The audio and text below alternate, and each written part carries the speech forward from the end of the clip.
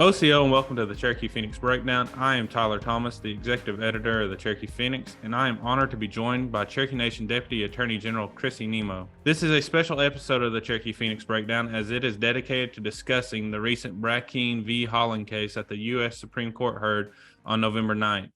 The Brackeen v. Haaland case is extremely important to Native American tribes as it centers on the constitutionality of the 1978 Indian Child Welfare Act that governs the adoptive placement of Native American children. The decision by the nation's high court could also cause ripple effects that go beyond the central focal point of ICWA. I will discuss all this and more with Ms. Nimmo as she has been on the forefront for the Cherokee Nation in its fight to protect ICWA, Cherokee Nation children, and the tribe's sovereignty. Ms. Nimmo, thanks for joining me today. Thank you for having me. So before we get into the events of November 9th and the hearing that you were there to, I guess, hear and digest and everything that came along with that, let's go to a little bit of the background of Brackeen v. Haaland. Can you give me some of the background on the case and how we got to November 9th? Sure. There are actually three families, individual plaintiffs involved in the case, as well as the state of Texas. But the named party, Brackeen, they were foster parents in Texas who had a child who was eligible for membership in both Cherokee Nation and Navajo Nation. Dad was a member of the Cherokee Nation, citizen of the nation, and mom was a member of the Navajo Nation. Cherokee Nation became involved in this case early on under ICWA. When an Indian child is placed into foster care, the state has to notify the tribe. We received that notification and intervened in the case very early on. As it proceeded to trial, parental rights of mom and dad were both terminated, and then the decision was, where was this child going to be permanently adopted? Navajo had a Navajo home. We were unable to find extended family members of the child who were willing or able to take placement, but Navajo had a Navajo home and they wanted the child placed in that home for adoption. So when the case actually went to trial in state court in Texas, based partially on an agreement between the two tribes, Navajo participated in the trial as the child's tribe because they were the tribe that had a placement available at the time for the child. Okay. So you said the Cherokee Nation intervened when y'all were made aware. What is that process like for the tribe whenever they do get notified and they become a party to one of these cases? Sure. So, and our Indian Child Welfare Department receives thousands of notices a year. What they first do is determine whether or not that child or a parent is enrolled in Cherokee Nation. As some of us know, there are a lot of people who claim to be Cherokee, but simply claiming to be Cherokee or saying that you're of Cherokee descent does not make ICWA apply to a case. For ICWA to apply, either the child has to be enrolled in a federally recognized Indian tribe, or the child has to be eligible for enrollment in a tribe, and one of the child's parents has to be enrolled in a tribe. So our Indian Child Welfare Department gets notices from all 50 states when a child is in foster care, and they have a group called the Eligibility Unit whose sole job is to determine whether or not that child is Cherokee or eligible for enrollment. And they then respond and say, yes, they are, or no, they aren't. For Cherokee Nation, our Indian Child Welfare Department, they intervene in every deprived, which is foster care case across the country. Once they intervene, they become a party.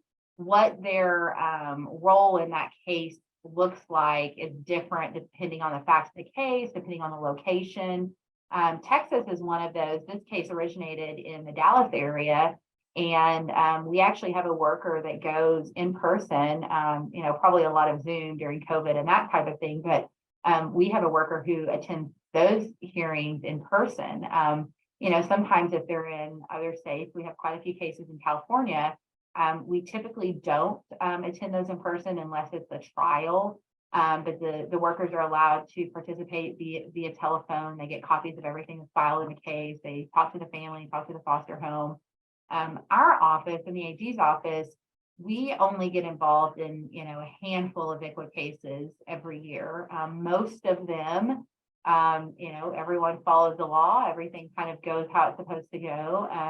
Brackeen was a case that fairly early on, someone from the AG's office was involved in that case. That child was adopted by the Brackeen family, but they also, in addition to them and two other foster parents looking to take placement of Native children, none of which were Cherokee, joined with the state of Texas, and they filed a action in the federal district court in the Northern District of Texas, and that's what started the case that we're at today. The original underlying state court case is finished because the adoption has been finalized.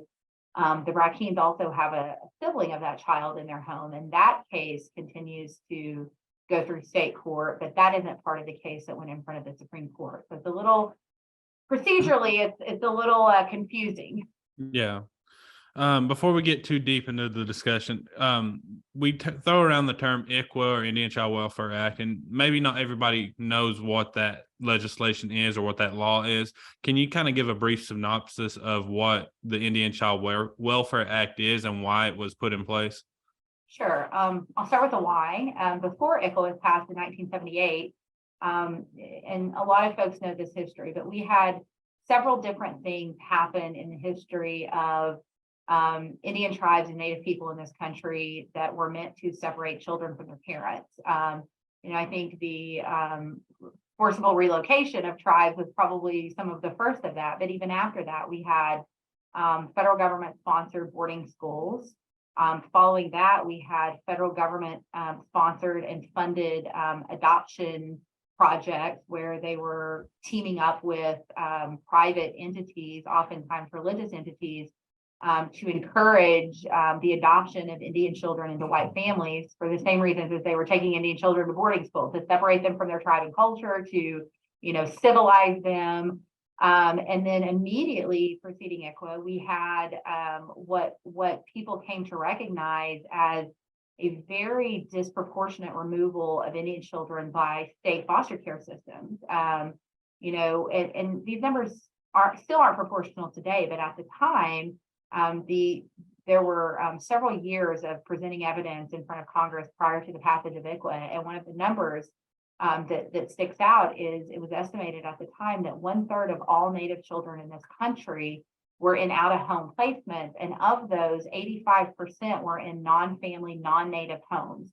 So huge numbers of Indian children in the 70s were taken from their families and their tribes and placed oftentimes far away in non-Native homes where there was really kind of no connection to who they were. So ICWA was passed by Congress in 1978, and it's actually a pretty short law, and it's a pretty simple statute. ICWA at its core is a family preservation statute. So what the law says, its main goal is to keep children in their home. We're not going to take children out of their home unless we can prove that they would be harmed if they stayed there. If we do take them out of their home, the party that takes them out of their home, whether that be the state or a private actor, has an obligation to provide active efforts to the family to reunify. So if a child's in foster care, the state has an obligation to actively work with the parent to get services and do what they need to do to have the child return to their home. If a child cannot safely return home, ICWA says they should be placed first with an extended family member. And it's important to specify that ICWA doesn't say an Indian family member. They just say a family member because, again, at its core, ICWA recognizes that the best thing for a child is to be with family, whether that be parents or, if they can't be with parents, other family members. Mm-hmm. If they can't be with a family member, ICWA says they should be placed in a home of a member of their tribe. And if they can't be placed in a member of their tribe, some other tribe. The other thing that ICWA does from a tribal perspective, and I want to give a little bit of background here, because when you think about child custody cases in state court, states have almost, unilateral control over what happens to children in custody cases in their state. Laws vary across the United States. One example I give, I think that Oklahoma is one of only 2 states in the country that still has jury trials for termination of parental rights. In most states, if the state or a private party wants to terminate parental rights, they simply go make their argument to a judge, and the judge makes that decision. In Oklahoma, you still get a jury trial. In Cherokee Nation Tribal Court, you still get a jury trial. But so what ICWA does is it gives the tribe a role in the court process that makes decisions for their children in the same way that it gives states, that the law generally gives states a role in that process. So as far as the tribe goes, the requirements in ICWA are that if an Indian child is in a child custody proceeding in state court, and I want to do a little caveat here, it does not apply to divorce or paternity action. So if two parents are fighting over custody of their child, ICWA doesn't apply. ICWA applies when someone other than a parent has or is seeking to take custody of that child. So if there's a child, a Cherokee child in a state court proceeding, ICWA requires that the Cherokee Nation get notice of that. The law allows us as a matter of right to intervene in that case and become a party. Requires that we get copies of the records in the case, that we can participate in the case. It also requires that unless there's some good cause not to, that if the tribe or the parents request that the case be transferred to tribal court, that the state court must transfer to tribal court. And that is supporting this idea that, the group that is best situated to make decisions regarding the best interests of Indian children are the tribes of those children. So those are some of the procedural protections for tribes. But what ICWA says is if you're going to have an Indian child in custody, specifically based on all of this historical, boarding schools, adoption, foster care, all of these things that state and federal governments did to separate Indian families, if you're going to have Indian children in your state court custody cases, we're going to provide some protections to the child, we're going to provide some protections to the parent, and we're going to provide some protections and rights to the tribe to participate as well. Okay. Before we get on to the recap portion of the court case, one last question on background. As I said, you have pretty extensive history in your fight for the tribe and defending ICWA and the Cherokee children and stuff like that. Specifically with the Baby V case back probably about 9 years ago now.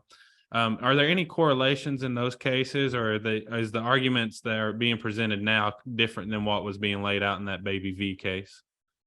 So in that case, the arguments that were in front of the Supreme Court were, no one was arguing that ICWA itself was unconstitutional. The arguments there were that, one of the arguments was that Dustin Brown, the father, didn't meet the definition of dad of parent in the ICWA. And because he had never had custody, that the adoptive parents in that case didn't have to provide active efforts, and they didn't have to show this, that there would be harm if the child was not returned to him because he'd never had custody of her. So that case was very specifically about the application of the law to a set of facts.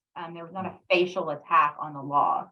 But what we did see during that time and what has continued here, first of all, we see some of the same players from, outside groups that are talking about ICWA, as well as some of the attorneys involved are also involved in this case. But what we did see in that case, really for the first time, because we had ICWA cases that not at the Supreme Court before, but that had been appealed. What we saw is this, media being focused on that case and these cases being litigated in the media, for lack of a better term, and this very kind of inflammatory reporting around what was going on. And, I think this case differs a little bit from that. First of all, as I said, because that adoption is finalized, actually all of the children are in permanent placement. 2 of them were adopted into the non-Indian homes of the foster parents. The third child involved in the Brackeen case was adopted by her native grandmother. And all of those cases are permanent finalized placement. So nothing that the Supreme Court would decide in this case would disrupt the placement of a child. So I think that takes some of the emotion out of it, that kind of just the general public feels they need to take a side in this case, because no child placement is going to be changed here, regardless of what happens with the case. But what we have seen, we saw it in Veronica, and we've seen it in this case. We see these non-tribal, non-child welfare agencies saying things like ICWA harms Indian children. where on, our side, on the supporting ICWA side of this argument, we have overwhelming support from tribes. More than 500 tribes signed an amicus brief supporting ICWA. We had, Texas is bringing this case, but we also had 23 states supporting the tribes in this case, saying ICWA is not a burden on states. We have national child welfare organizations, the children's medical groups, pediatric groups of attorneys, social work groups, members of Congress. We have all of these people saying, not only is ICWA the gold standard in child welfare, it is what's best for Indian children, it's what's best for Indian families, and it's what's best for Indian tribes. So we've seen, again, some of this repeat of trying to use the media to say that this law is bad and that it harms Indian children, yet all of the individual people, as well as organizations that actually know and work with Native children and Native families support ICWA. So we see some of the same types of language and arguments, but the case themselves are very, very different because that was a very fact specific. And in this case, they're just saying the whole law should be thrown out for the reasons that they're making, the arguments that they're making. Okay. Let's set the scene of November 9th in the hearing of the Brackeen v. Haaland case there in Washington, D.C. First, who are really the parties in this case? You've seen several cases that got consolidated down into this one case or this one hearing. So can you kind of list who the parties are and where they're on what side they fall? Sure. So I already talked about, what I kind of call the plaintiffs because they're who filed the original case, and that is the state of Texas. There were originally 2 other states involved, but they didn't stay involved when this case went up in front of the Supreme Court. So Louisiana and Indiana were involved in this case, and they did not petition the Supreme Court for cert, so they kind of fell out as parties. And then we had the 3 individual families who were placements or wanted to be placements of Indian children kind of on one side. They filed this case, and they filed it against what now Secretary Haaland, because the name changes when those positions change. So the United States via Secretary Haaland were the original defendants in this case. The tribes were not named. The plaintiffs didn't sue us below when they filed this case. We voluntarily intervened in this case. And it ended up being 5 tribes altogether, us, the Cherokee Nation, obviously, Oneida, Morongo, Quinault, and Navajo also all intervened. So we had 5 intervening tribes that were parties as well. And we had, some of us had the same outside attorney, some of us didn't. We ended up having 3 different, attorneys for the 5 different tribes. But when it went to the court, we had all 5 of the tribes were represented at oral argument by one attorney. Okay. Kind of recap the arguments and kind of also how you perceived, since you were there in person, how the justices responded during the hearing. So first of all, it was long. Supreme Court oral argument is usually an hour per case. We were there for more than 3 hours, which we knew it was going to be longer because they had already extended argument time. But we were the only case that day, and we ended up going a little bit over 3 hours. Just kind of tell you, the setting in the courtroom, there were a lot of Native advocates and supporters of ICWA there. We had leaders of the intervening tribes there. We had, actually for me, it was a little bit of a reunion. I haven't done a lot of travel since COVID, and I got to see a lot of my friends and colleagues, Indian law attorneys, ICWA practitioners, folks that I've spent a lot of time with in my career. And as we were going in and out of the court and some of the events after, I saw people that I hadn't seen in several years. So it was nice to reconnect with those folks that we have a common goal. But we had a big contingency of support at the court. Chief Hoskin went for Cherokee Nation, Secretary of State, Delegate Teehee. We had some other Cherokee Nation folks there. So it was, it was nice to see that support. There was an event outside during oral argument. The courtroom's actually pretty small, and so who can actually get in to watch it is limited. But the National Indian Child Welfare Association and I believe NCAI coordinated a kind of a rally outside during the argument. So there were also lots of advocates out there. So that's kind of setting the stage. The case started, the individual plaintiff's attorney went first. That was, and then the state of Texas's attorney went first. And then the U.S. solicitor, which was representing the United States, and then our attorney. So there were lots and lots of questions by the court. There were some justices, I think, who were identifiably in support of the Indian Child Welfare Act. And, you know, I think there were maybe a few that were identifiably not. But what I will say, you know, I heard several other people say the same thing, you know, felt better walking out maybe than going in, because Indian law gets weird in the Supreme Court, and we never know, you know, what kind of questions are going to be asked, what kind of issues are going to be raised. And this case was particularly interesting because the decision below from the Fifth Circuit that was appealed was a 300+ page opinion, and it was all over the place, and all of the parties sought cert. So the court took up the entire case, everything that was decided below, where a lot of times the Supreme Court will only address one or two questions of a case below. This was, everything was on the table, so they could have asked about anything. But I don't think any of the questions were really unexpected. There were some hypotheticals that the court threw out to some of the attorneys about, you know, could Congress do this? What would happen if this? And some of those were, you know, seemed a little far out there, but for the most part, the questioning was, you know, very much on track with the arguments that the two parties were making. Do you want me to talk a little bit kind of about what the main arguments were and what the responses were? Or?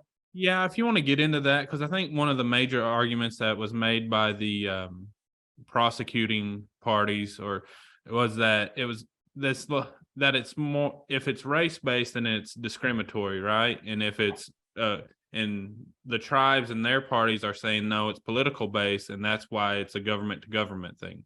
Is that correct? Right. So under the United States Constitution, under the Equal Protection and Due Process clauses, first of all, it's not that laws can't be race-based. They can, but they then have to meet a very different standard. It's called strict scrutiny. It has to be very narrowly tailored, and it's hard, it's difficult in Supreme Court case law to defend laws that mention race under that more exacting standard. But laws that apply to individual Indian people or Indian tribes have never been subjected to that standard, because the Supreme Court has said laws that apply to tribes as government or individual Indians as members of tribes are not based on the race. They're not based on the race of the tribe or the race of the individual. They're based on a political status. And that's because federally recognized tribes have a political relationship with the United States, and individual tribal citizens have a political relationship with their tribe and through their tribe, the United States. And it was a great example of that, because I already told you that the definition of Indian child, what kicks this law into effect, is based on citizenship. It's not just someone who has Indian blood or claims to be of Indian descent. It is either child enrolled or eligible and a parent enrolled. So, you know, up until now, this has been a pretty settled area of the law. But the court took this question, so they're at least entertaining the argument that this is based on race. If it is, you know, if the court were to find that it's based on race, it still doesn't automatically fall, but then it would have to be subject to that strict scrutiny requirement. But our position was that, based on the court's precedent, that it's not based on race, because as you know, my fellow Cherokee citizens probably watching today, there are a lot of different races of Cherokee citizen, and that's true with many tribes. And it's not because someone has Indian blood that makes the Indian Child Welfare Act apply to them. It's because they're a citizen, or their parent is a citizen of a sovereign, federally recognized tribe. And, I think that the questions and responses around that area went well. And there were some hypotheticals there that the attorneys had to deal with. The other argument that is equally concerning, I think, that the petitioners have made in this case is that Congress doesn't have the authority to pass federal laws that affect certain areas, in this case, family law, in state court. And they're making that argument, saying that the powers that Congress have regarding Indian tribes, which are both explicitly and implicitly recognized in the Constitution, don't extend to areas of the law that are, within the state's authority. So it's kind of this states' rights versus congressional power argument. And that argument is troubling as well, because again, we have, decades of cases from the United States Supreme Court where they have said, when it comes to Indian tribes and Indian people, that Congress has plenary authority. And a loss in either one of those areas could really open up challenges to a lot of other existing federal laws that deal with Indian tribes and individual Indians. So there were some other arguments, commandeering, like whether or not the federal government can pass a law that makes the state court do something.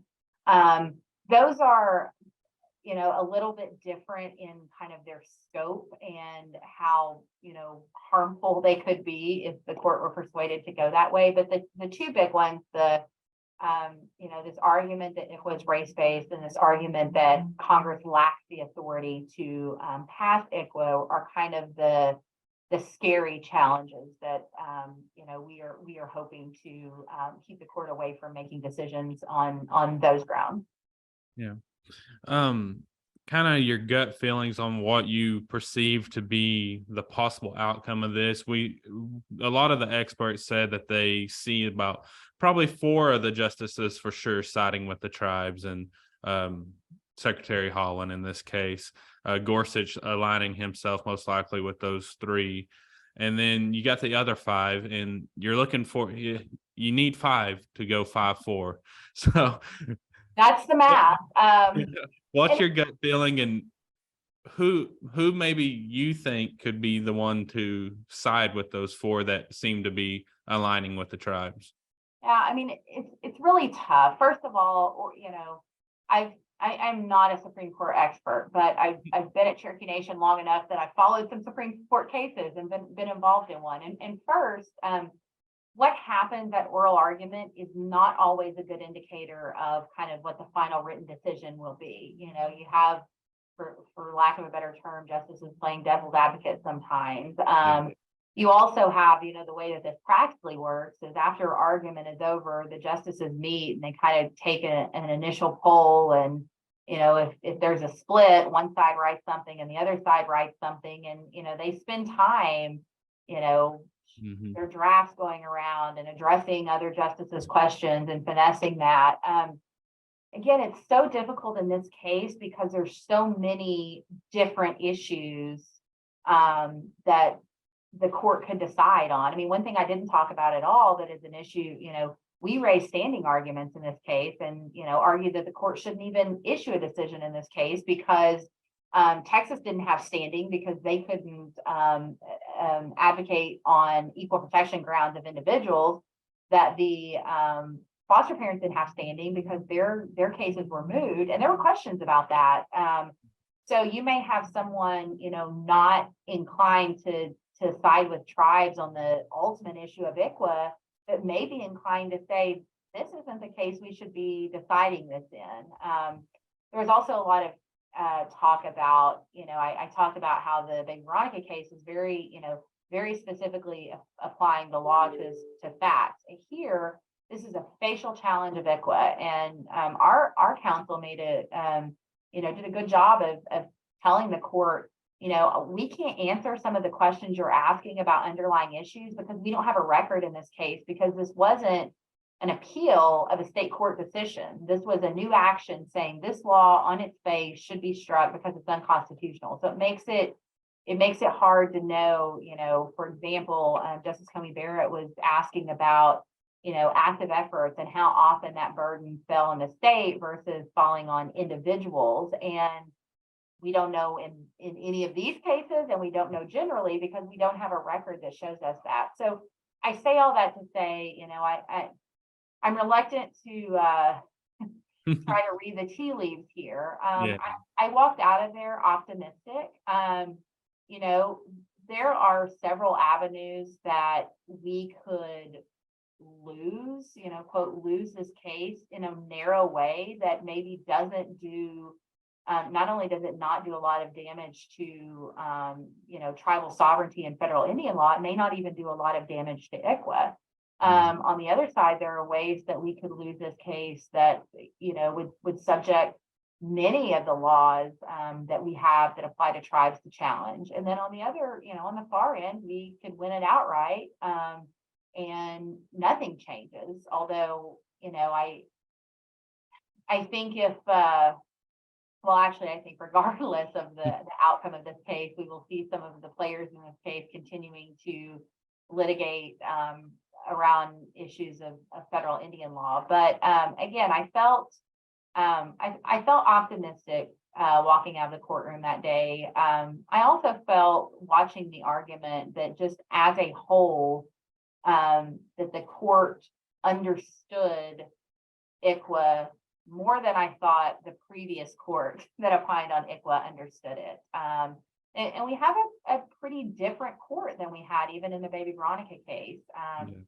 This argument was the first Indian law case for the newest justice, Justice Brown, and her questioning showed that she has a really good grasp of federal Indian law and the court's history in that area. So there were definitely some high points in some of the questions that were asked that day, but we wait and see now. We know we will get a decision before July 1 of next year because that's when they break for summer break and they issue all the opinions from the session before. So it could be as late as then. It could be as early as April for the time that the argument had and how long they usually take, with a reminder that the decision below that they're actually writing their opinion on. So they're going to affirm or overturn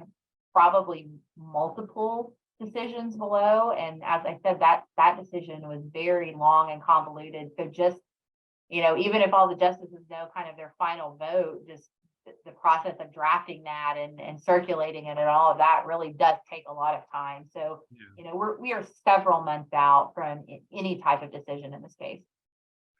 And as you said, that decision is not expected until 2023 and could be as far as summer of 2023. What does that wait and see approach look like for the AG's office, for the tribe, for all these parties that are involved? What will these coming months be like in y'all's, ultimate anticipation for what these justices do decide? No, so I think first for us at Cherokee Nation that it's business as usual when it comes to ICWA cases. I've got a couple of state court cases with hearing dates set coming up that will go forward. I know that our ICW department that they are going to continue to receive notices and intervene in cases and work the cases that they're currently involved in. As far as this specific case, there's still some media follow up and some questions that we're doing some of that, but it really is a lot of wait and see. I think one of the things that we hadn't talked about, there are several states that have state ICWA laws. Oklahoma is one of those.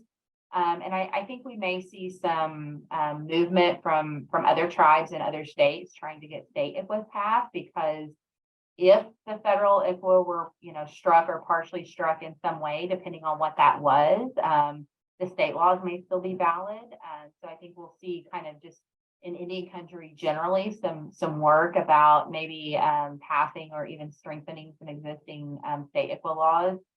And I really think just continuing to do the work and, you know, that there's a lot of different work involved. There's the individual cases that we're involved in, but it's also, all of us telling the story about why ICWA was needed, why it's still needed, why it works, how it helps families.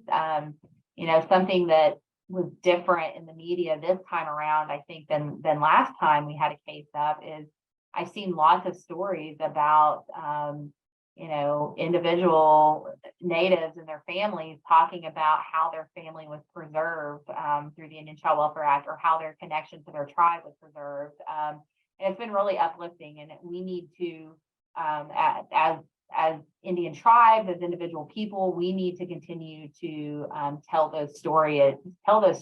So when these cases are in the media, that it's not just all of us Indians that know about this, right? That this is that everyone knows that it was good, it's needed, it's helpful, and recognizing again that it treats Indian children differently from non-Indian children, not based on their race, but because they're citizens of federally recognized tribes, and that means something in this country, in the law, in the history of this country.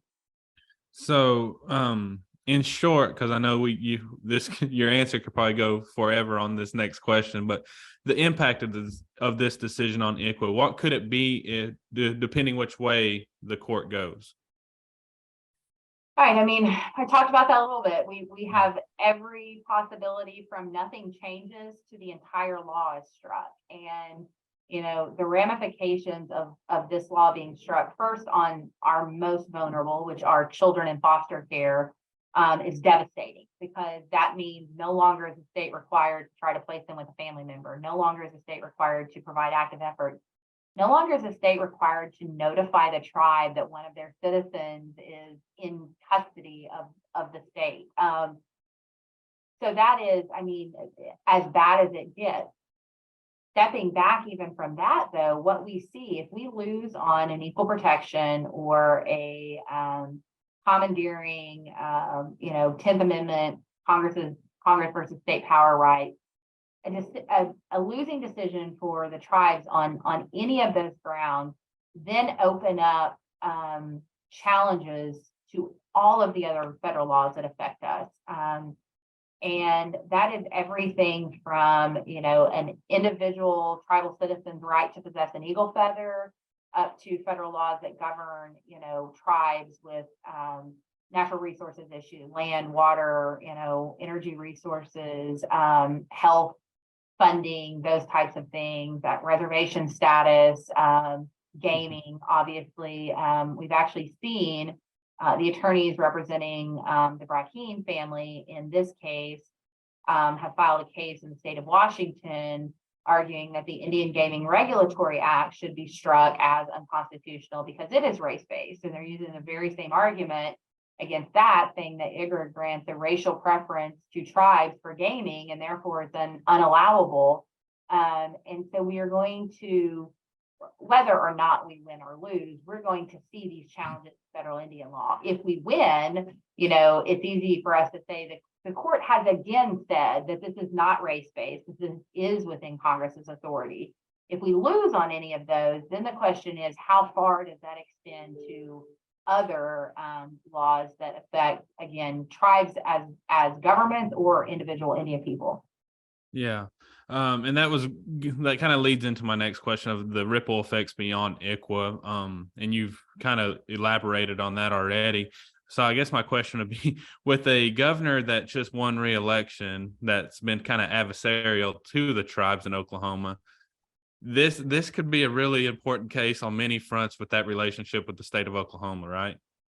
Yeah, it is. And I mean, it is, I think in Oklahoma, we are, we've had other recent federal Supreme Court decisions, and we're still recovering from some of that. But, this is something like Castro, which came out of the McGirt decision, although it came out of Oklahoma, it affects tribes across the country. This case originated in Texas involving a Cherokee child, but it affects tribes across the country. And it really is, I think there are lots of forces out there, both governmental and private, looking for, any opening that they can to attack tribal sovereignty. And this case, the decision in this case, depending on how it goes, could obviously help some of those folks that aren't supporters of Indian country. Yeah. So, is there anything tribal citizens can be doing right now to advocate for tribal sovereignty, to advocate for ICWA or Cherokee children or anything right now? What can the average tribal citizen be doing right now? Well, a big one is if you're interested in being a foster home, we always need foster homes.